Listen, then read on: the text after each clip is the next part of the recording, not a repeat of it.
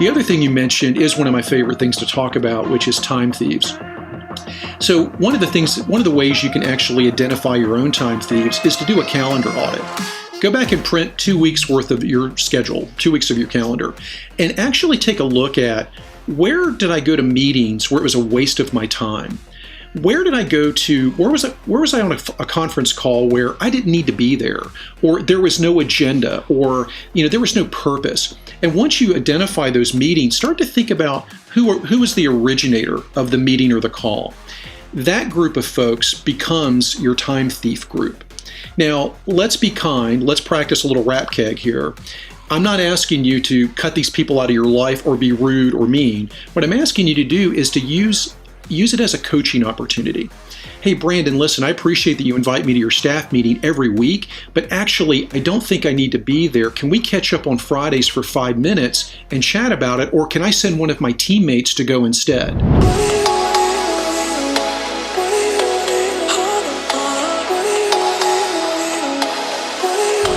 Excited for our show this week. The show is with a guest I've had on many, many times. Some of you, if you've listened to the show in the past, you know Randy really well. It's Randy Hain.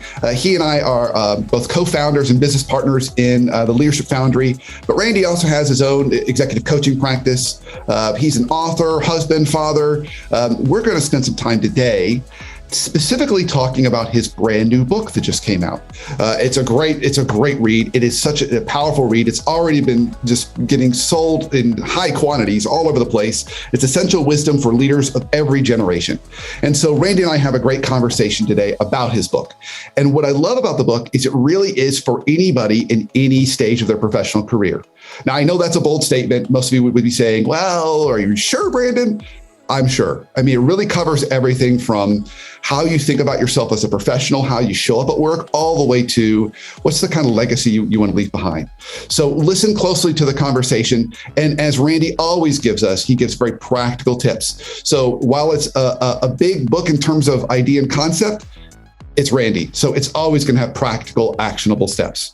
So listen close to the conversation. I know you're going to find it really valuable. And if you get an opportunity, you need to pick up a copy of this book. It's a great read. It's an easy read. And it's something that will not only help you, but something that you can give off to other folks. So I hope you enjoy the conversation. And as always, listen to the end and you'll hear me kind of review the high points of the conversation and talk about some of the big nuggets that came out of my talk with Randy.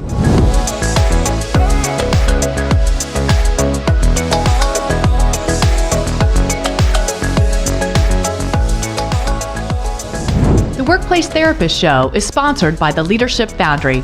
Bringing a cutting-edge, real-world approach to leadership development, the Leadership Foundry partners with each client organization to create a custom-tailored experience, virtual or in person, that combines innovative leadership content, world-class facilitators, and one-on-one coaching to ensure your leaders have everything they need to grow and thrive.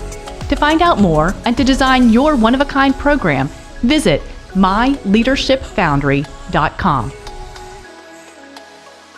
All right, my friend, Randy, so excited to have you on today, but particularly excited to be talking about this guy, Essential Wisdom for Leaders of Every Generation, your newest book. So Randy, now I've had you on the show. I can't tell you how many times. You and I are business partners. We worked together for years. But for folks that are new to you, share just a little bit about your background. I think that would be helpful. Yeah, absolutely. And Brandon, thanks again for having me on. It's always just a pure pleasure. So I'm an executive coach and leadership consultant. I've been doing this work for many, many years. Do very similar work to what you do. So get to work with the Fortune 5000 senior leaders and their teams. I'm an author, proud husband and father, and community servant. So all those things are really important to me.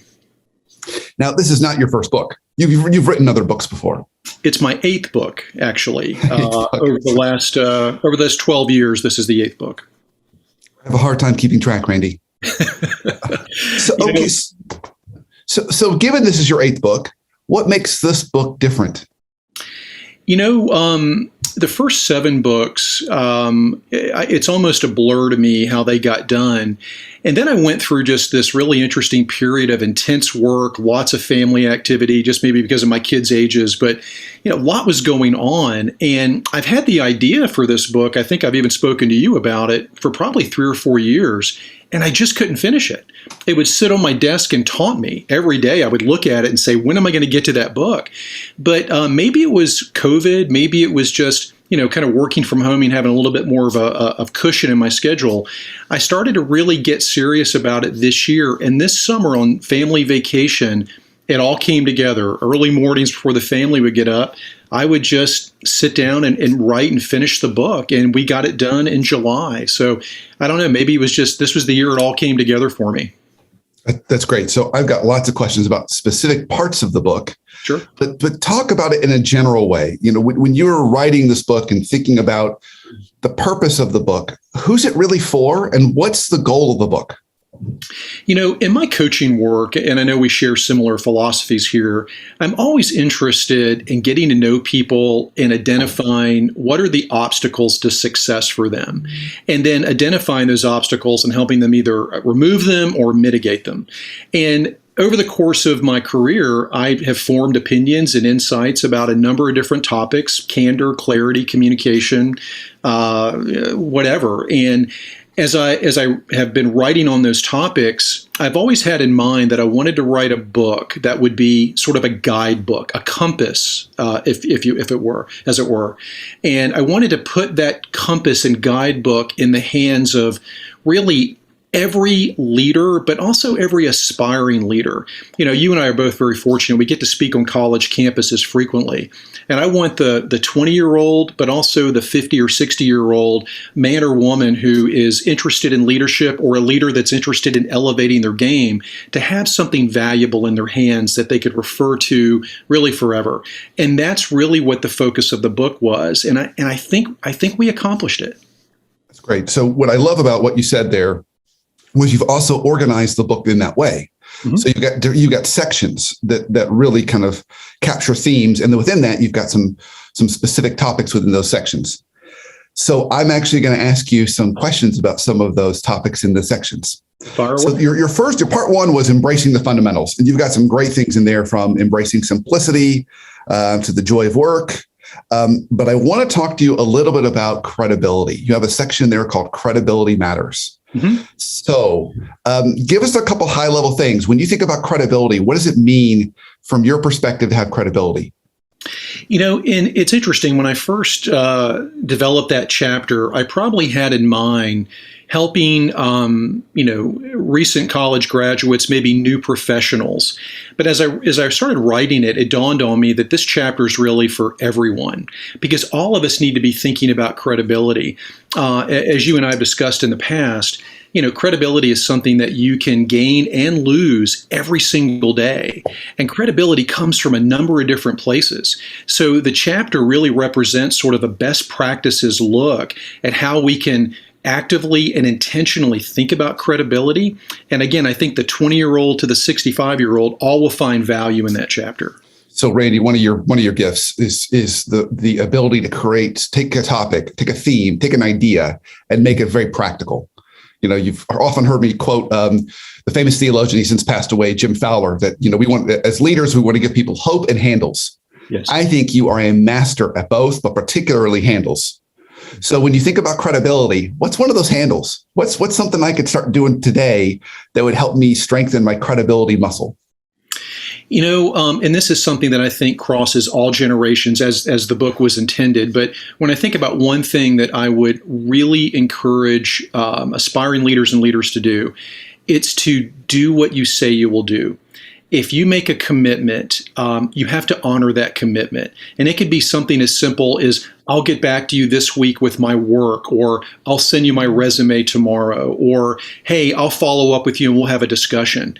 Every time those words leave our lips, no matter where we are in our career journey, we've got to follow up. We've got to honor what we said, because when we get busy and we forget, and innocently, a lot of us will forget to do things, it's a ding on our credibility. But it's one of the easiest things to focus on, pay attention to, and quite frankly, master. If you just think about If I say I'm going to do it, I've got to do it. And my father drummed that into me when I was a kid. Just always do what you say you're going to do. Honoring those commitments. That's great. Great. So section 1 was embracing the fundamentals. Then we go into section 2, and section 2 is showing up well at work. Mm-hmm. And so you've got some great things in there, like a roadmap to candid work conversation, best practices for seeking feedback, fixing dysfunctional business meetings. I mean, we could just stay on section 2 for the rest of our time today. Mm-hmm. But one of the areas that I've been more recently extremely passionate about, you're passionate about, is clarity matters. Mm-hmm. So talk to us a little bit about that particular section in the book. When you're thinking about clarity, what does that mean to you? And how can we become better at that? Well, it dawned on me a few years ago that when I would have discussions with my coaching clients and just leaders in general, they always tended to look at clarity as sort of focused just on vision and purpose. Where are we going? What's the mission? Where's the company headed? And that's certainly an appropriate application of clarity. But it dawned on me over the last few years also that clarity is at the root of effectiveness and accountability and greater ownership and just improving a host of different things that leaders and teams want to get better at. So I really got my head around this idea that we need to get great at clarity. We need to get great at accountability. We need to get great at task ownership and role clarity and communication clarity. Because if we get clarity right in those areas, the ripple effect is improvement in all those other areas I just mentioned. So, you and I are very much aligned in this. We like to get to the root cause of things with our clients. And clarity has just been one of those areas where we both love, because when you get that right, so many other things benefit. And I can already, just hearing you talk, I can see the tie-in between credibility and clarity. Yes. Because, if you've got to be really clear on what you're committing to do, clear on expectations, and then follow through with that. So I can already see how these ideas and concepts are tying together so cleanly. Well, okay. I mean, I know I was going to only pick one from each section, but I got to pick one more, because I can't have you on this at any time with you and not ask you about candor. Sure. Because that is one of your absolute strengths. So you've got on here a roadmap to candid work conversations. Tell us a little bit about candor. Why is that so hard for us? And how can we make it easier for us? In the work I do, I find myself playing the role of observer. And I'm in companies and working with leaders and teams in dozens of companies every single year. And what is really interesting to me, and I've noticed this for over a decade, the lack of candor is pervasive. It's just not there. And every company has their version of what they call, the lack of candor. They all call it blank nice. Whatever the company name is, and the nice follows it. And you have this very polite, sometimes political way of speaking to each other where you rarely get what's really going on addressed. You don't talk about what's really happening. We don't talk about the elephant in the room.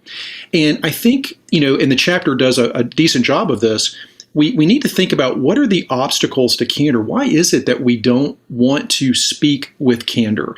I think it's because we sometimes don't know what to say. I think we are afraid of repercussions.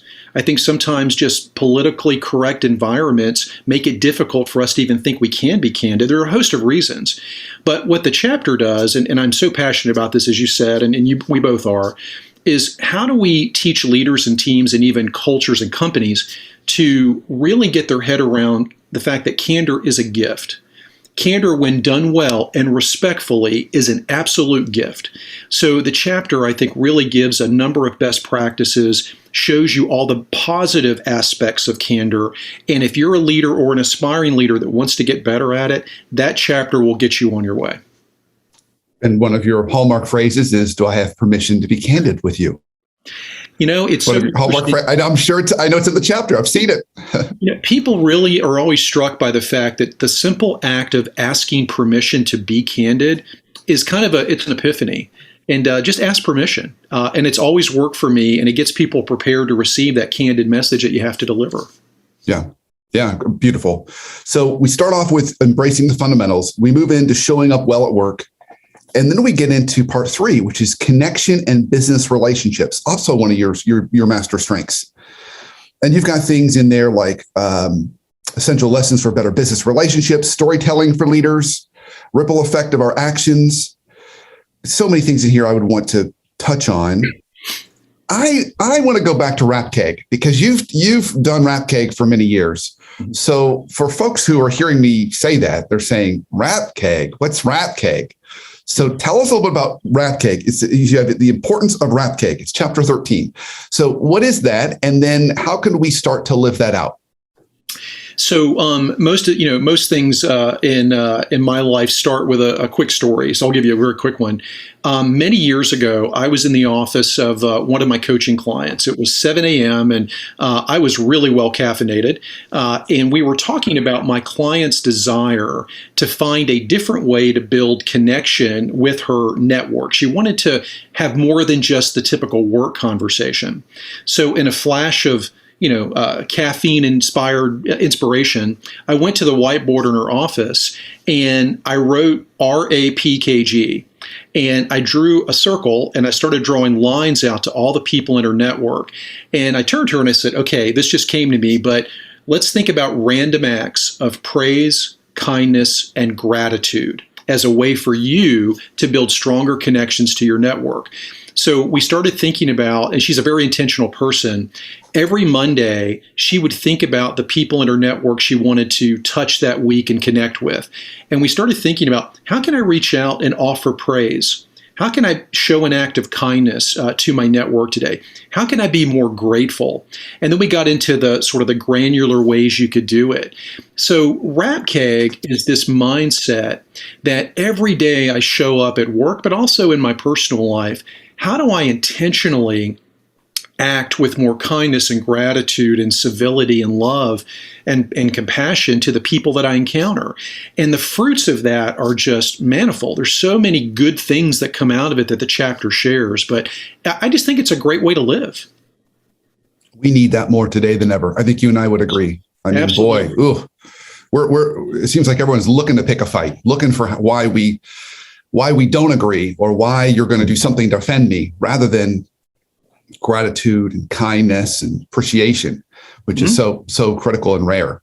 All right. Well, again, I just feel like breaking rules today. I don't know why. So I said only one per section. I can't, all these are so good, Randy. Like I could sit here and talk about each of these. Thank you. I got to talk about time. Time is a gift. That's chapter 17. So tell us about this, because you and I both know time is, you and I both preach, time is our most precious resource. Mm-hmm. So tell us about that chapter, why it's in here, and what could we be doing to really honor and protect our time?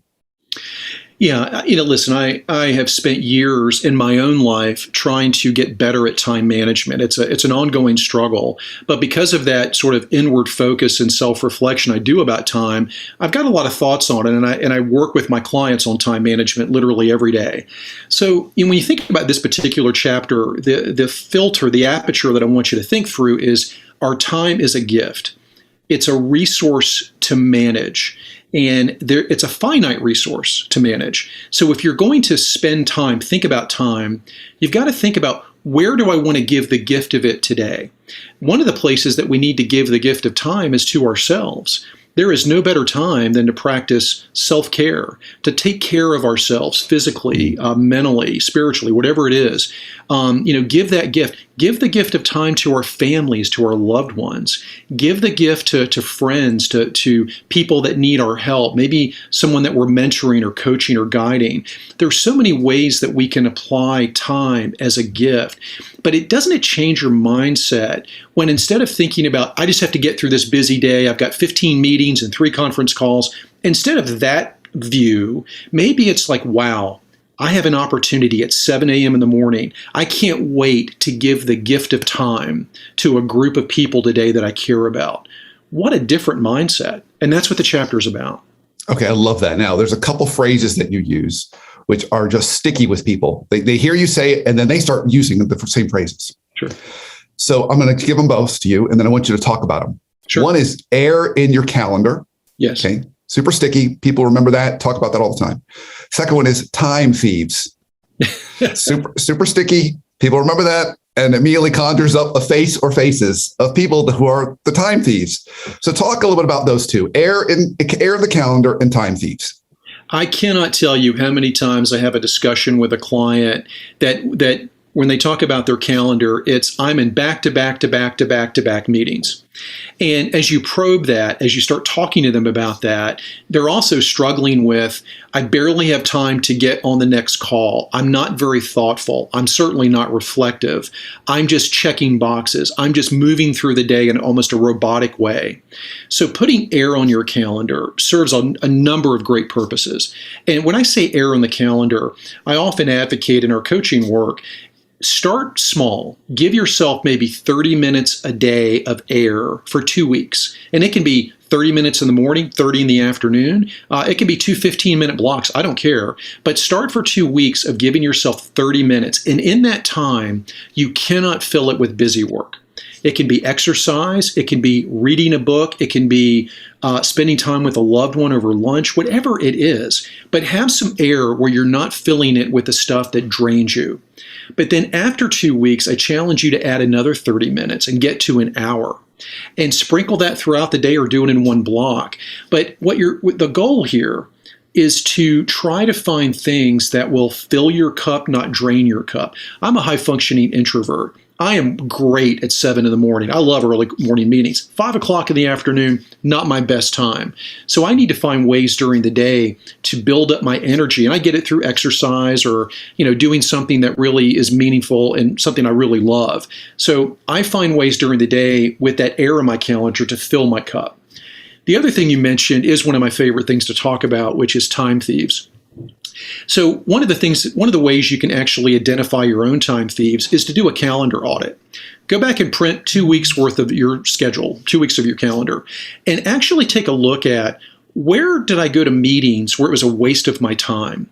Where did I go to, where was I on a conference call where I didn't need to be there, or there was no agenda, or there was no purpose? And once you identify those meetings, start to think about who is the originator of the meeting or the call.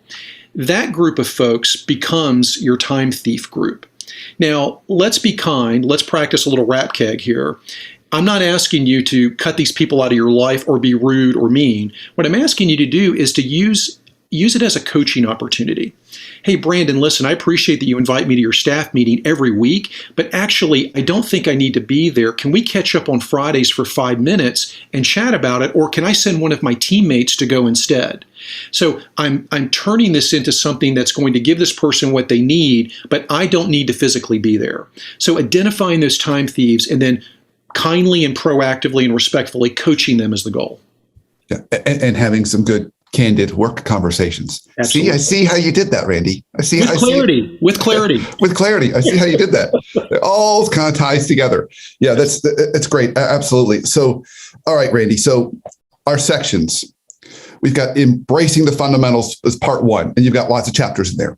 6 chapters. Then you got showing up well at work. You got another 5 chapters there. 5 chapters there. Then you got connection and business relationships. Okay, so we're building those relationships, nurturing those relationships. Mm-hmm. Okay, so then there's a part 4, and part 4 is what's it all for? So this is kind of meaning and purpose. Yes, and I love that as a great way to kind of sum up the book and end the book. And you've got things like mentoring the next generation. Are you successful? Personal mission statements, leading a meaningful life. I want to talk about facing Veracruz moments. So tell us for those that might not know that term or that phrase, what does that mean? And what is the purpose of that chapter? So if I can take you on a bit of a history lesson, I don't remember the exact year, but when the Spanish conquistador Hernando Cortez landed in Veracruz, Mexico, with the intention of conquering the mighty Aztec Empire, he landed with 3 ships filled with men, about 450, 500 men. And his men were nervous. They were scared. They were 400 or 500 going up against thousands of countless Aztec warriors, and they were really scared. So Cortez burned the ships. And as a consequence, his men were properly motivated because there was no place to go. We have to go forward. There's no way to go home. So burning the ships and Veracruz moments is a metaphor for facing those really critical decision points in your life. Sometimes we hedge our bets. Have you noticed that? We kind of inch our way towards change, or we think about something and we're very cautious and we give it probably 50% effort because we don't want to go all in because it might not work out. But that's actually not always the right approach. Veracruz moments in burning the ships is about you reach those points in your life where you've got to be all in. I'm in. I've got to do it. And I'll give you an example. When I left my previous life as managing partner of an executive search firm based here in Atlanta, and I started Servian Partners, I'm going to tell you, I'm a bit risk averse. I'm not a big risk taker, but I was passionate about starting Servian and really focusing on my executive coaching work. So when I jumped. I was all in. I did my best to prepare, but there was no going back. I burned the ships. And as a consequence, because I was all in, I was blessed with success. It worked for me because I didn't always start the day with, well, if it doesn't work out, I'll go do X. No, this was it. And because of that, it worked out. So in your own life, as a listener to the show, think about where you've got those big decision points. And sometimes you have to be all in and burn the ships. And as you were talking, it made me think, this doesn't have to just be professional. Oh, no. This could be personal relationships. I'm going to ask my girlfriend to marry me. I'm going to buy that first home. I'm going to make a big sacrifice and send my kids to private school versus public because that's where I want them to go. Whatever it is, there are all kinds of big decisions. You're right. It's personal and professional. It's kind of making those big decisions, going all in and really committing and investing. Yes. And that's beautiful, Randy. Okay. So just to kind of, I love this phrase, land the plane here today. Your last chapter was the Mosaic of your life. Tell us a little bit about that chapter. What's that chapter about? It's one of my favorite chapters, and it was probably the easiest to write. I reflected one day, and by the way, one of the things that is a gift as you get older is I think we all hopefully will increase the powers of reflection. And I was reflecting one day on a daily walk about my father's life. And my dad is just a wonderful man. My mother passed away years ago, but my father's still with us. And I thought about his life in terms of a mosaic. And I looked at him through the prism of my father as an artist. And I thought about the picture that his life has, the picture he's created. And it's a beautiful picture. It's a beautiful mosaic. And the tiles of the mosaic are made up of his acts of kindness and his great, the great job he did as a husband and as a father and a grandfather. And I just thought of all the wonderful things he's done. And that chapter really was maybe a love letter to my dad about thank you for painting a wonderful picture that we can all see, but that hopefully we can all be inspired to build our own picture. Yeah, it gets all of us thinking, if I was an artist, if there was a picture kind of that represented my life, what would that look like? And hopefully it's all the things that we would want. And I can almost even imagine it's almost like those word clouds. Mm-hmm. Some parts of the picture would be bigger than other parts of the picture based on how we've kind of emphasized different things in our life. And is that what we want? Yeah, Randy, there's something that you don't know, Brandon, that is actually happening today. You probably noticed that I dedicated the book to my mother and father. And my dad does not know that. So when I get off the show today, I'm flying to his 83rd birthday in Florida, and I'm giving him a framed. It's a framed piece of work that's got the dedication page to the book and the book cover. He's going to learn that the book was dedicated to him and to my mother, and it's going to mean a lot to him. I think it's going to mean a lot to me. Yeah, Randy, that's fantastic. I'm really excited for you and excited for your dad. I know that's going to be such a special moment for both of you to connect. So, Randy, this book is an absolute gift, as you are to all of us. Is there any, if I flip it on a little bit on its head and say, what are the things that, if we change the title of the book, instead of Essential Wisdom for Leaders, if we change the title to All the Ways Leaders Screw Up, what are a couple things that you might say are the big no-nos as professionals that we should always avoid, that they would derail us from all the great things in this book? I think through that filter that you just gave me, I think not being willing to learn and to change. I think leaders and aspiring leaders need to have an openness to learning new things. They have to be willing to change what they're doing. I am proud of, just quite frankly, an ongoing metamorphosis in my own life and thinking. I'm always willing to learn, and I'm proud of the fact that I learn something from everybody every day, and I'm grateful for that. So having that willingness to learn and to absorb lessons and to actually change what you're doing. I think the other thing, and it's a chapter in the book, is be curious. If you're not curious, if you're not interested in learning about other people and their lives and what they know and their skills, you miss out on so much in life. And then finally, the very first chapter of the book is called The Need for a Moral Compass. I think I started with that as the first chapter because I want everyone to sort of know what's your starting point. How do you make decisions? How do you make the right decisions? And that chapter, if you go into it with the mindset of, I not only want to be a better leader, but I want to start out the right way and be a better person as well. So I think those are just some of the various things I would jumble together and say that I think would answer your question.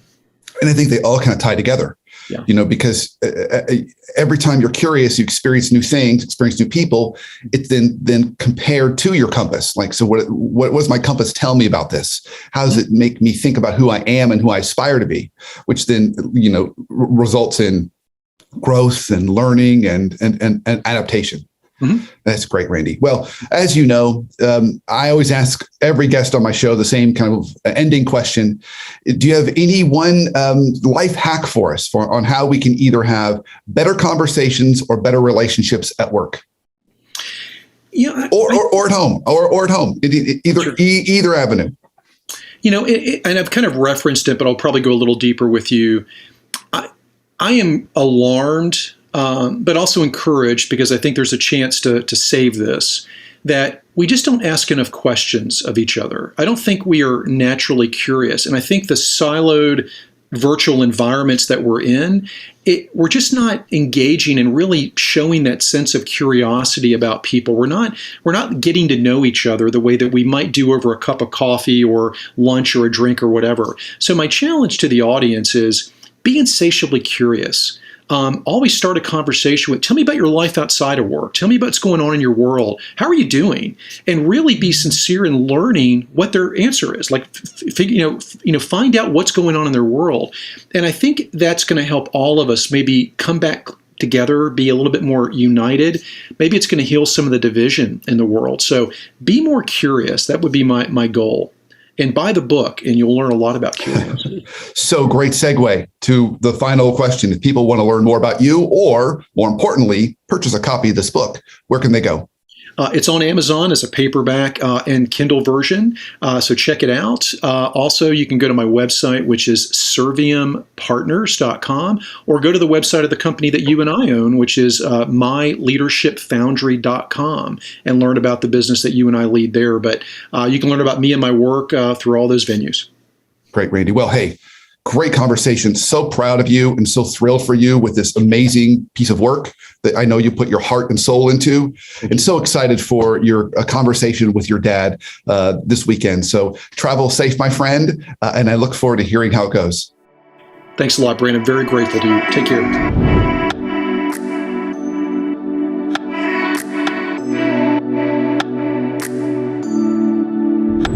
That conversation was going to be a great conversation. It was just an easy conversation, and being Randy, he offered those practical tips and nuggets.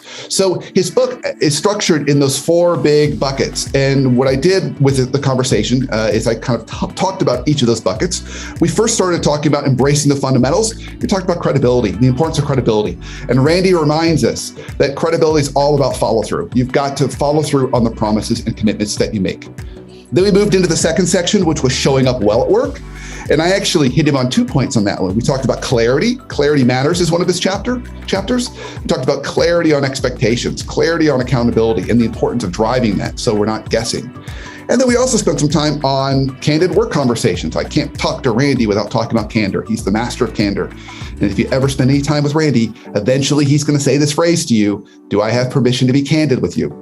And then he's going to say some wonderful gift that's a gift of feedback and candor. So we talked about the power of that.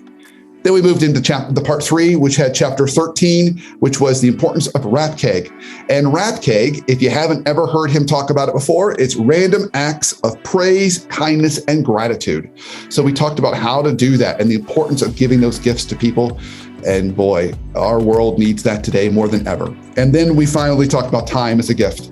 And I got to talk to Randy about some of the phrases I always hear him talk about that people always replay back to me, which is both err in the calendar and time thieves. And we talked about how to both protect our calendar, create air, but also hold off those folks that steal that away. And then finally, we ended our time with the last section, which was all about kind of what's it all for. We talked about Veracruz moments, and Randy encouraged us to burn the ships. Don't have a plan B. Go all in on plan A. Because he said, while plan Bs sound great, it often keeps us kind of straddling and prevents us from moving forward. And then we ended by talking about kind of the mosaic of our life. And he talked about the importance of his dad and really what underpinned him writing this book. So if you haven't gotten a copy of the book yet, I really encourage you to. It's a great read. It's a really powerful read. It's something that will help any of us. I've really appreciated my time with Randy. I've gone through the book in detail, and I promise you, if you get a copy, you won't be disappointed.